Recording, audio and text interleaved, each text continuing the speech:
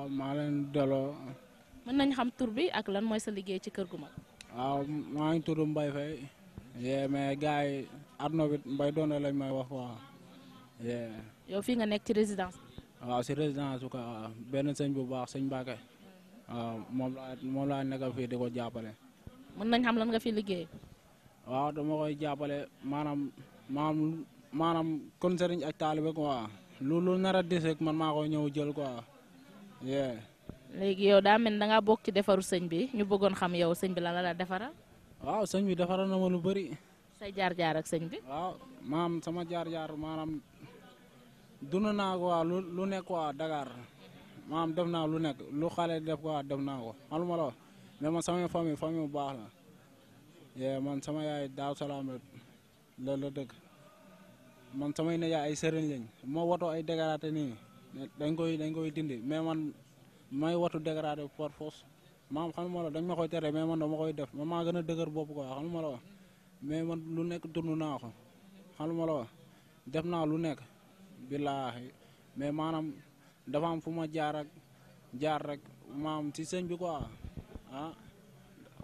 maanaam dafa am fu ma liggéeyal sëñ bi quoi fee Dakar maanaam mu jël ma indi ma fii loolu moo ñëwee fii maanaam di sant yàlla quoi loolu lu ma xamul sëñ bi sax léegi maa ngi koy xam quoi ay jaar-jaaru gamoo lépp maa ngi koy xam.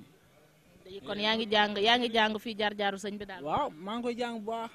daa mel da ngaa bokkoon ci xale Dakar yi de yow. waaw man xam julli jeey dong lañ xam. gars yi naan sëñ bi dafa julli jeey ak nag bi yaa ma gën a xam mais man loolu yëpp xam naa ko des fois dañ la wax loo xam ne sa du dëgg mais boo ñëwee fii di nga xam lépp waaw man lépp instant yii nii maa ngi jàng waaw di xam lépp quoi di ñëw si jumaa yi di ziare di dund quoi nice saa maa ngi man aw moon yaram sax barki yàlla ni ma gisee ne aw moon yaram xam ñit boo nekkee loo xam ne yow amoo am waaw sa xel du dal waaw doo am jàmm quoi xam ma la wax te doo ndékki man daaw mën ndékki sax billaahi kon yaa ngi dund bernde bi fii. waaw yow fii kay maa ngi dund na instant nii may wax nii sama biir bi nii instant tëdd nelaw sax laay def nii barki yàlla wóor na yàlla. ma ñëwee nii Touba nii maam nibalu sëñ bi la barki yàlla. waaw maam du lii sax ndax man ay temps dañ ma daan nax ne kooku lañ lay yóbbu quoi di ma tiital xam ma la wax jamono may nekk dañ naan may kooku lañ may yóbbu sama yaay daan na ma ko naan ma kooku laa lay yóbbu ku nekk naan ma ay kooku laa lay yóbbu par yàlla man maa jékki-jékki ne man Touba laay dem man mooy dem sax am na sama xarit naan ma yow di nga ñëwaat ndax man dama am bëgg taxawaalu man ay nawetaan lépp laay dox man damay werante lépp même làmb sa lépp laay werante sëñ bi waaw sëñ bi kay maam